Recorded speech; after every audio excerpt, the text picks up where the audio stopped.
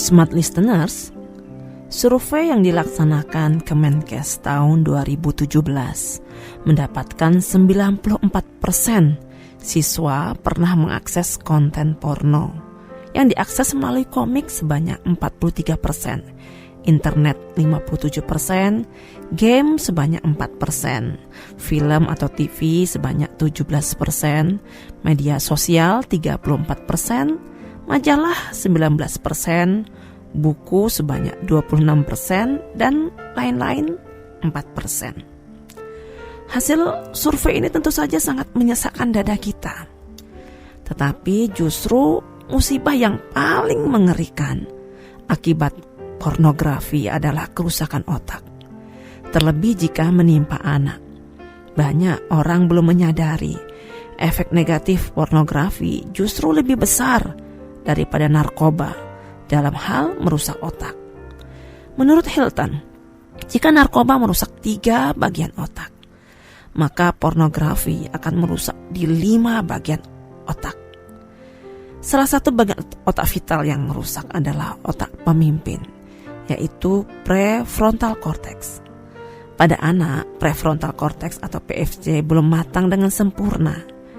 Jika PFC rusak, dapat mengakibatkan konsentrasi anak menurun, sulit memahami nilai benar dan salah, sulit berpikir kritis, sulit menahan diri, sulit menunda kepuasan, dan merencanakan masa depan. Kesulitan membentuk kepribadian dan berperilaku sosial, sehingga daya rusak pornografi terhadap otak lebih dahsyat 156% dibandingkan narkoba. Smart listeners, selain kerusakan otak yang fatal, pornografi mempengaruhi sistem hormon pada tubuh, di antaranya serotonin dan norepinefrin. Serotonin adalah hormon yang bertanggung jawab untuk berbagai fungsi dalam tubuh. Efek serotonin yang sebenarnya adalah untuk pengaturan tidur, persepsi nyeri, mengatur status mood dan temperatur tubuh, serta berperan dalam perilaku agresi, marah, dan libido. Serotonin juga berfungsi membantu proses pencernaan dalam usus. Tetapi ada hal unik terkait produksi hormon ini dalam tubuh, yaitu berkaitan dengan rasa nyaman yang dialami oleh seseorang. Karena peran serotonin yang terhubung pada suasana hati, kinerja mental, dan kemampuan kita dalam menangani stres. Misalnya seorang perokok, ketika dia merasa tertekan maka akan menghisap rokok sebagai pelarian. Mengapa demikian? Karena merokok memberikan rasa nyaman, tenang, dan damai yang dibutuhkannya. Begitu pula para pecandu pornografi.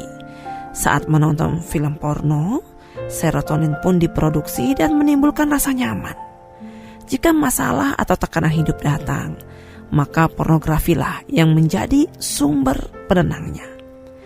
Penyelesaian masalah hidup bukan lagi dengan cara evaluasi dan refleksi diri atau konsultasi dengan orang yang ahli, bukan pula dengan bersabar, apalagi berdoa dengan Sang Pencipta.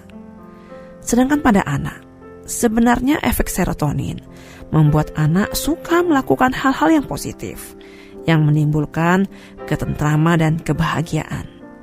Tetapi berulangnya koneksi dari serangkaian pengalaman menonton pornografi membangun keyakinan bahwa pornografilah sumber kenyamanan dan ketentraman. Sedangkan norepinefrin adalah hormon dalam sistem limbik di otak yang mengontrol emosi. Norepinefrin membantu mengalihkan aliran darah pada tempat yang tidak terlalu membutuhkan untuk bagian tubuh yang lain yang lebih penting, seperti otot ataupun otak, yang membuat seseorang bisa menghadapi bahaya dengan baik.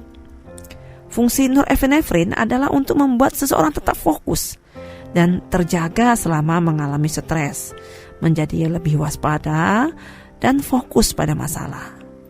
Namun, pada situasi di mana kontak dengan pornografi terjadi, kendalinya terhadap hormon norepinefrin berdampak merusak. Misalnya, sebagian orang mungkin menganggap tanaman purun tidak memiliki nilai. Tetapi di tangan para kreatif, tanaman purun mampu disulap menjadi tas yang indah.